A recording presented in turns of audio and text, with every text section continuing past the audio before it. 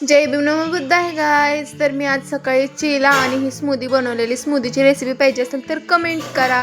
आणि इथं मी काळ्या घेवड्याची भाजी बनवून देते. तर काळा घेवडा तर तुम्हाला माहितीच असेल. तर मस्तपैकी घेवडा उकडून घेतला, त्याच्यानंतर कांदा कढीपत्ता घेतला, त्यावर तेल गरम करायला ठेवलं, त्यात जिरं मोहरी टाकले मस्तपैकी. त्याच्यानंतर ना एक वाटण तयार घेतलेलं, ते वाटण टाकलं मस्तपैकी, छान परतून घेतलं. त्याच्यानंतर कांदा आणि कढीपत्ता घेऊन मस्तपैकी मिक्स केलं आणि त्याच्यानंतर हळद टाकली, लाल मिरची टाकली, धने पावडर टाकली, मस्तपैकी मिक्स केलं. परत कांदा मसाला टाकला, त्याच्यानंतर लाल तिखट टाकलं घरगुती, त्याच्यानंतर थोडं पाणी, मसाला करपू नये म्हणून. त्याच्यानंतर घेवडा टाकला, त्याच्यानंतर मी एक घेवड्याचं ना बेटर बनवून ठेवलं, तर ते पण टाकलं. त्याच्यानंतर त्यात मस्तपैकी पाणी वतलं, कोथिंबीर टाकली, मीठ टाकलं नव्हतं मी घेवडा शिजवतानाही आणि भाजी बनवतानाही. मस्तपैकी उकळी फुटलेली, त्याच्यानंतर शेंगदाण्याचा कूट टाकला आणि इकडं बघा साईडला भाकरी बनवायचं काम चालू होतं. मस्तपैकी भाकरी वगैरे बनवली, पाणी वगैरे लावलं, त्याला छानपैकी भाजून घेतली.